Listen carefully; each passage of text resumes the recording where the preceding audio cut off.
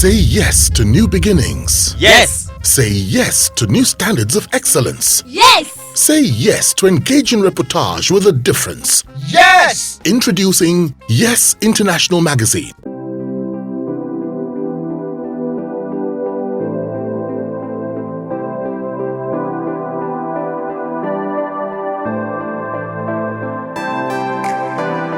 Now, before Jumai, you had, Jennifer. How did you cope, when you lost her and everything? How did you cope? The house was always open for you anytime, then when you were still back in school. I know. For those times. Yeah. It was very devastating. Luckily for me, and I will say that, it's not in these times where you have social media, but there was very negative backlash when she passed. That even while I was trying to come to terms with a very sad experience, people, like it will happen within the entertainment industry, made it a worse experience for me, with all sorts of back and forth. Probably that should have been a semblance of a scandal that one would have in his life. But fortunately, it didn't end up as such, because when your life is an open book, it doesn't take much for the truth surrounding your circumstance, to be generally known. So, very sad, very sad, very, very sad. Okay. So, what was the worst thing that you had back then, when you lost your first wife? Any specific thing that happened that really pained you or really... When I was accused of killing her, that I'm responsible for her death, some ridiculous stories. One person said that, one line of the story said that I came back one day drunk. I wanted her to make me pounded yam, and when she refused, I started beating her, and she dropped dead instantly. Some other people said because she could not have a child for me, I came back one night drunk, frustrated that she's not had a child for me. I started beating her, she dropped dead. Now, all that was predicated rather, that we were living together when she died. We were not together. She was back with her parents because of some of the challenges we had. There were some things that the parents needed to do with her, and she needed to go spend some time. So she was away from me for about 3 months before her death.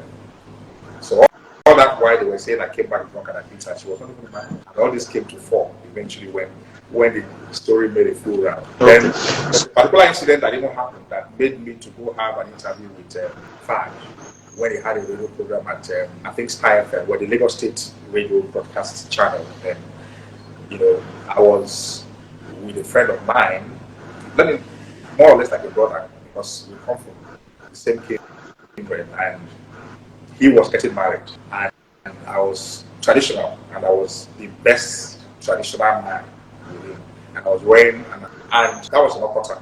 So I was outside, just in front of the compound with a few friends wearing the same thing, and they knew a marriage was going on there. So I remember that some couple, 2 women, came to me, introduced themselves, they were excited to see me, and they asked I was present, and they left. The next thing I started hearing that immediately Jennifer died, they saw me, I was actually getting married to someone else in Okota, that I was even wearing Ashebi with the girl and everything. I don't know what they didn't take a picture, but I think that was not the time of GSM. So they said it, and the thing flew.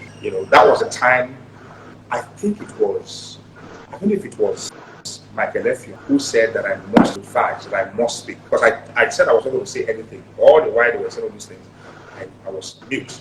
And they said, no, speak, even if you just once, I must say something. I would have Faj invited me to the radio station, and I gave an interview. And I think after that was Gloria Young. Those are the 2 times that I spoke over the issue, and it died then. Wow. Well, I remember, because I was close to both of you. Yeah. So I knew some of those things. Now, what is your fondest memory of Jennifer? What's fond memory of your years with her? Will you continue to cherish, or do you still carry, move, She was very yeah, she was very with you. she was very amiable, very well loved person.